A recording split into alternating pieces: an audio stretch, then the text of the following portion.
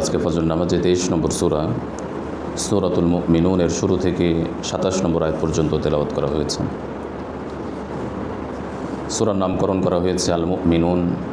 মুমিন এর বহুবচন, বিশ্বাসী, অর্থাৎ যারা আল্লাহর একাত্মবাদ, রাসূলুল্লাহ সাল্লাল্লাহু আলাইহি ওয়াসাল্লামের রিসালত, পূর্ববর্তী নবী রসুল, ফেরেশতা, আসমানি কিতাব, পরকাল, পুনরুত্থান, তাকদীরের ভালো মন্দ ইত্যাদি বিষয়বস্তুর উপর যারা ইয়াকিন রাখে, বিশ্বাস রাখে, তাদেরকেই শরীয়তের পরিভাষায় মুমিন বলা হয়।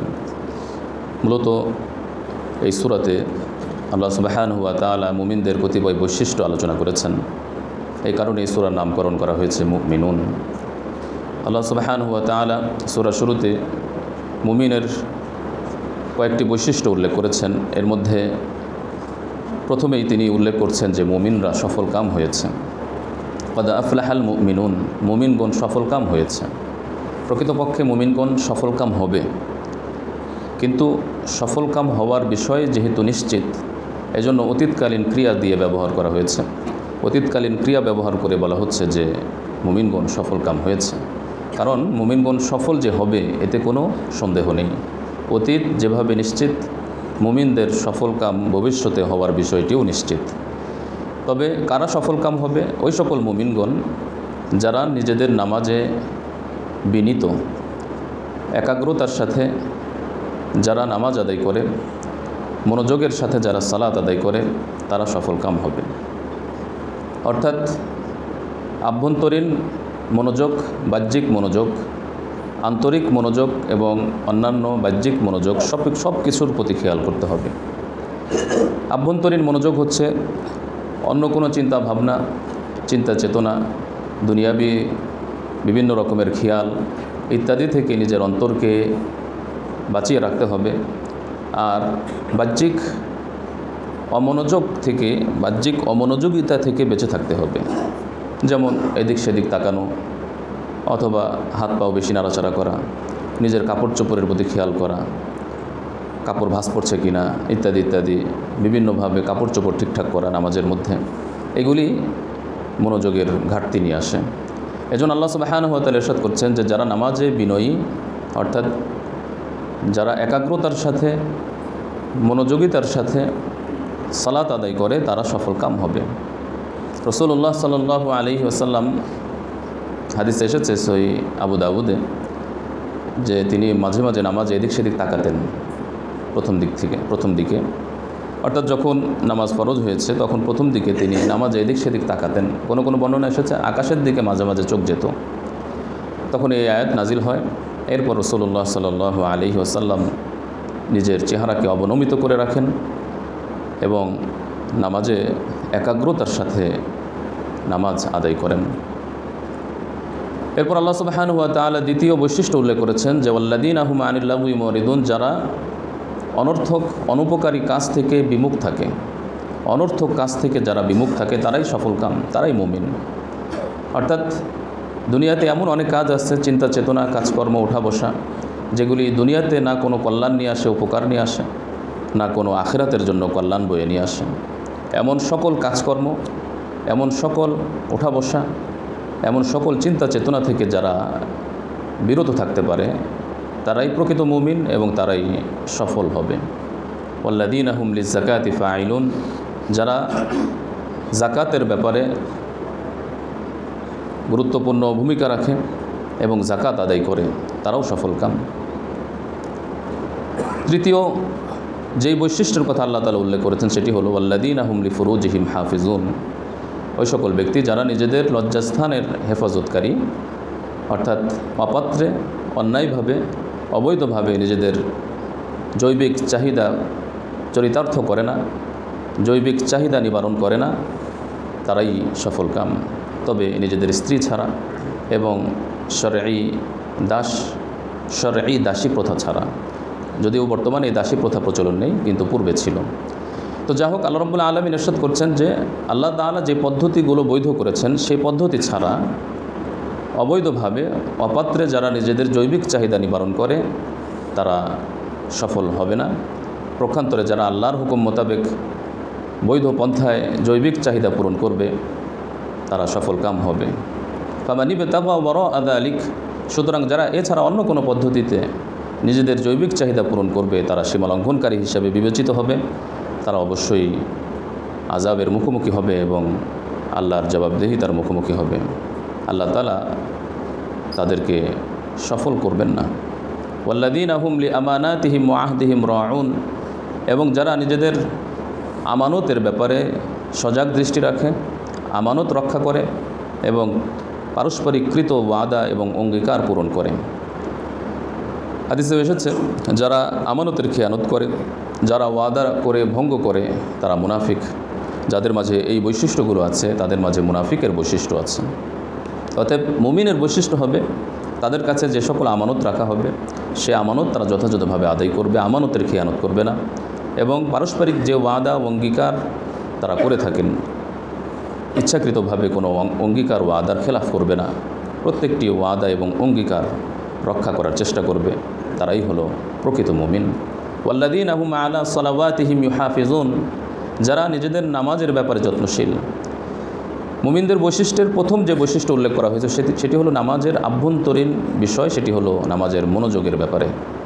আর মুমিনদের যে বৈশিষ্ট্যের কথা বলে এখানে বৈশিষ্ট্য শেষ করা হয়েছে, বৈশিষ্ট্যের আলোচনা শেষ করা হয়েছে, সেটি হলো নামাজের ব্যাপারে যত্নশীল হওয়া, অর্থাৎ সময় মতো নামাজ আদায় করা, নামাজের ব্যাপারে সজাগ দৃষ্টি রাখা, কখন নামাজের সময় হবে সেই সময়ে নামাজ আদায় করা, এবং নামাজ আল্লাহর কাছে গৃহীত হওয়ার জন্য, আল্লাহর কাছে কবুল হওয়ার জন্য যে সকল শর্তাবলী, যে সকল সুন্নাহ মুস্তাহাব ওয়াজিব আছে সেগুলির ব্যাপারে যত্নশীল থাকা মুমিনের ব্যাপারে মুমিনের একটি অন্যতম বৈশিষ্ট্য। সুতরাং এই বৈশিষ্ট্যগুলো যাদের মাঝে পাওয়া যাবে, এই গুণাবলী যে সকল মুমিনদের মাঝে থাকবে তারা জান্নাতুল ফিরদাউসের অধিবাসী হবেন। উলাইকা হুমুল ওয়ারিসুন আল্লাযীনা ইয়ারিসুন আল ফিরদাউস, তারাই জান্নাতুল ফিরদাউসের অধিবাসী হবে এবং সেই জান্নাতুল ফিরদাউসেই তারা চিরকাল থাকবে। জান্নাতুল ফিরদাউস জান্নাতসমূহের মধ্যে সর্বশ্রেষ্ঠ জান্নাত।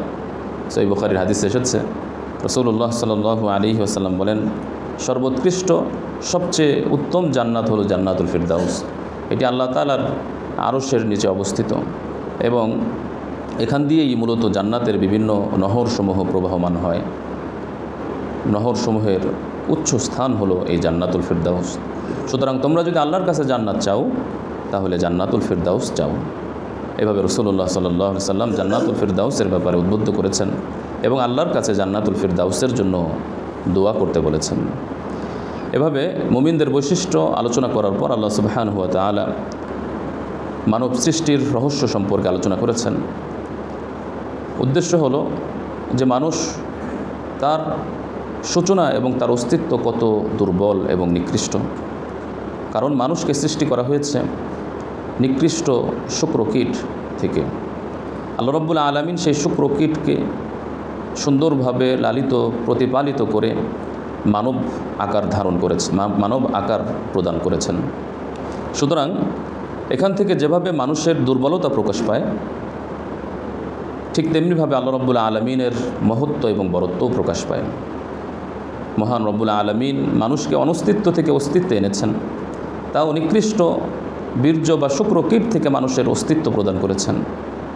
যে শুক্রকীট বীর্য সমস্ত মানুষ নিকৃষ্ট হিসেবে মনে করে, ঘৃণার পাত্র মনে করে, সেই মহান রব্বুল আলামিন তিনি এই নিকৃষ্ট শুক্রকীট থেকে মানব আকার প্রদান করেছেন এবং আল্লাহ রব্বুল আলামিনের কর্তৃত্ব এবং কুদরতের বহিঃপ্রকাশ ঘটিয়েছেন। আল্লাহ রব্বুল আলামিন মহান, তিনি ক্ষমতাবান, তিনি মানুষদেরকে অস্তিত্ব দিয়েছেন, এমনকি সমস্ত মাখলুক সমস্ত জগতের অস্তিত্ব তিনি প্রদান করেছেন। সুতরাং সে মহান রব্বুল আলামিনের মহত্ব এবং বরত্ব প্রকাশ করতে হবে, কৃতজ্ঞতা আদায় করতে হবে। আল্লাহ সুবহানাহু ওয়া তাআলা ইরশাদ করছেন, ফাতাবারাকাল্লাহ, সেই মহান সত্তা কতই না বরকতময়, তিনি কতই না বরকতময়। আহসানুল খালিকিন, তিনি সর্বোত্তম সৃষ্টিকারী, উত্তম রূপে সুন্দর অবয়বে তিনি মাখলুক সৃষ্টি করেছেন, মানুষ সৃষ্টি করেছেন। সুতরাং সেই মহান সত্তার পবিত্রতা বরত্ব বর্ণনা করা উচিত, কৃতজ্ঞতা জ্ঞাপন করা উচিত, তার ইবাদত করা উচিত। সুম্মা ইন্নাকুম বা'দা যালিকা লামাইয়িতুন, অতঃপর তোমরা মৃত্যুবরণ করবে, তোমাদের সকলেরই মৃত্যু হবে, আর এই মৃত্যুর পর তোমাদের পুনরুত্থান হবে। সুম্মা ইন্নাকুম ইয়াউমাল কিয়ামাতি তুবআসুন, কিয়ামতের দিবসে তোমাদেরকে পুনরুত্থান করা হবে।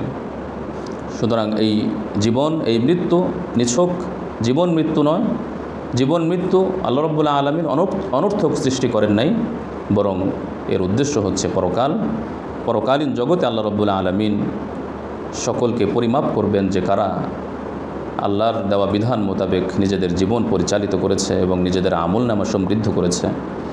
পরকালে আল্লাহ রাব্বুল আলামিন তাদেরকে যাচাই করবেন, বাছাই করবেন এবং যারা দুনিয়ার জীবনকে যথাযথভাবে কাজে লাগিয়েছে তাদেরকে পরকালে আল্লাহ তাআলা মর্যাদা দিবেন এবং জান্নাত প্রদান করবেন।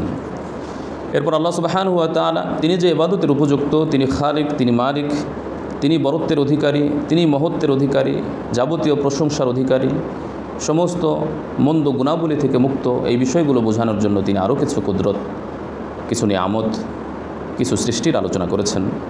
যে তিনি আসমান সৃষ্টি করেছেন, তিনি আসমান থেকে পানি বর্ষণ করেন, তাও আল্লাহ তাআলা অপরিমিত পানি বর্ষণ করেন না যার দ্বারা সংকট সৃষ্টি হয়, আবার এত ব্যাপক পানিও বর্ষণ করেন না যার দ্বারা বন্যা এবং প্লাবন সৃষ্টি হয়, বরং মানব কল্যাণের জন্য, মাখলুকের জন্য যা প্রয়োজন সেই পরিমিতভাবেই পানি বর্ষণ করেন।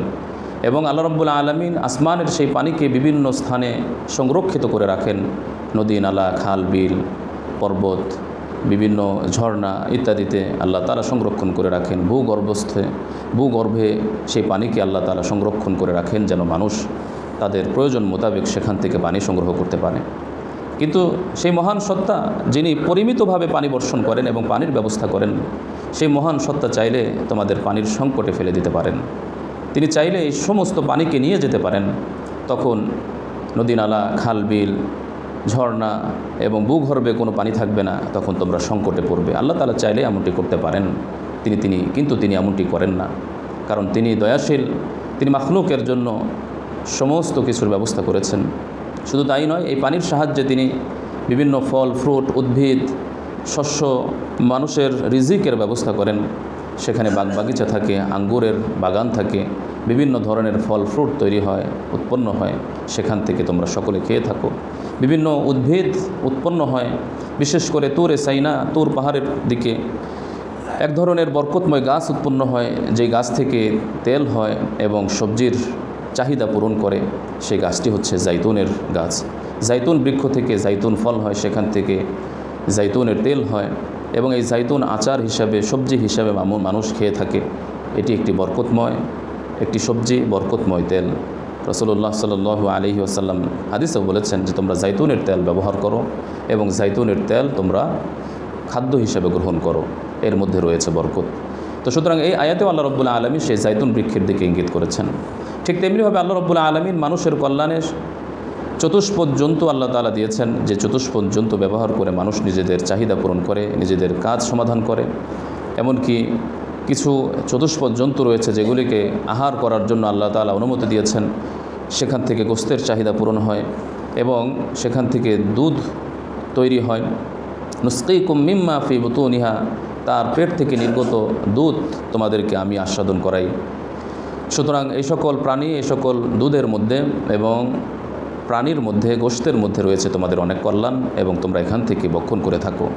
এভাবে আল্লাহ রাব্বুল আলামিন বিভিন্ন কুদরত, নিয়ামত সম্পর্কে আলোচনা করেছেন, যে নিয়ামতগুলো আল্লাহ তাআলা মানুষের কল্যাণার্থে প্রদান করেছেন, যেন মানুষ এই নিয়ামতের বরত্ব, গুরুত্ব বুঝতে পারে এবং আল্লাহ তাআলার মহিমা বর্ণনা করে আল্লাহ তাআলার ইবাদত করতে পারে। কিন্তু যারা নিয়ামত পেয়ে আল্লাহর কৃতজ্ঞতা জ্ঞাপন করে না, আল্লাহ রাব্বুল আলামিন ও সকল ব্যক্তিদেরকে পছন্দ করেন না। আর কোরআনের অন্যান্য আয়াতে আল্লাহ তাআলা বলেছেন যে মানুষ খুবই অকৃতজ্ঞ। আল্লাহর দেওয়া অসংখ্য অগণিত নিয়ামত ভোগ করার পর যে পরিমাণ কৃতজ্ঞতা জ্ঞাপন করা উচিত ছিল, যে পরিমাণ আল্লাহর ইবাদত বন্দেগী এবং নিষ্ঠার সাথে আল্লাহর হুকুম আহকাম পালন করার কথা ছিল, এমনটি করে না। কিন্তু প্রকৃত মুমিন যারা, তারা আল্লাহর কৃতজ্ঞতা জ্ঞাপন করে, আল্লাহর ইবাদতের মাধ্যমে আল্লাহর প্রশংসা জ্ঞাপন করে এবং এমনটি হওয়া উচিত। তেলাওয়াতকৃত আয়াতে নূহ আলাইহিসসালাতু ওয়াসসালাম সম্পর্কে আলোচনা এসেছে। নূহ আলাইহিসসালাতু ওয়াসসালাম দীর্ঘ সময় তার জাতির কাছে দাওয়াত প্রদান করেন, আল্লাহর একাত্মবাদের কথা বলেন, কিন্তু তার সম্প্রদায়ের লোকেরা নূহ আলাইহিসসালাতু ওয়াসসালামকে বিভিন্ন উপহাস করেছে, বিভিন্ন ধরনের লাঞ্ছনা এবং তাকে অপমানিত করেছে। এক পর্যায়ে নূহ আলাইহিসসালাতু ওয়াসসালাম আল্লাহর কাছে দোয়া করেছেন, রব্বিনসুরনি বিমা কাযযাবুন, হে আমার রব, আপনি আমাকে সাহায্য করুন, কারণ তারা আমাকে মিথ্যাবাদী বলছেন। এরপর আল্লাহ রাব্বুল আলামিন মহাপ্লাবনের ঘোষণা দেন এবং আযাবের ঘোষণা দেন। নূহ আলাইহিস সালাতু ওয়াস সালামকে আল্লাহ তাআলা বলেন যে আপনি একটি কিস্তি নির্মাণ করুন, একটি নৌকা তৈরি করুন। মূলত সেই নৌকাতে আপনি এবং আপনার যে সকল অনুসারী আছে তারা আরোহণ করবে এবং আল্লাহর পক্ষ থেকে মহাপ্লাবন সৃষ্টি হবে। এভাবে রাসূলুল্লাহ এভাবে আল্লাহর পক্ষ থেকে নবীর প্রতি এই নির্দেশনা যখন দেওয়া হয় তখন তিনি কিস্তি নির্মাণ করেন এবং মহাপ্লাবন শুরু হয়। এরপর যারা অন্যায়কারী ছিল, অপরাধকারী ছিল তারা মহাপ্লাবনে ধ্বংস হয়ে যায়। এই বিষয়টিও আজকে তেলাওয়াতকৃত আয়াতে এসেছে। মূলত এখান থেকে এই বিষয়টির প্রতি ইঙ্গিত করা হয়েছে যে যারা আল্লাহর নিয়ামতের কৃতজ্ঞতা জ্ঞাপন করে না এবং নবীর সাথে বেয়াদবি করে, নবীকে অস্বীকার করে, তখন আল্লাহর পক্ষ থেকে দুনিয়াতেই আযাব আসতে পারে, আর পরকালে তো অবশ্যই এর শাস্তি রয়েছে। প্রকৃত মুমিন আল্লাহর অনুগত বান্দা তো তারাই যারা আল্লাহর নিয়ামত পেয়ে কৃতজ্ঞতা জ্ঞাপন করবে, আল্লাহর একাত্মবাদের প্রচার প্রসার এবং লালন পালন করবে, আকীদা ধারণ করবে এবং যথাযথভাবে আল্লাহর বিধান মোতাবেক চলার চেষ্টা করবে। তাহলে তারাই প্রকৃত মুমিন হতে পারবে এবং অনুগত হতে পারবে এবং তারাই দুনিয়া এবং আখিরাতে সফলতা লাভ করতে পারবে। আল্লাহ তাআলা আমাদের সকলকে আমল করার তৌফিক দান করুন। আমিন। সুবহানাকাল্লাহুম্মা বিহামদিকা আশহাদু আল্লা ইলাহা ইল্লা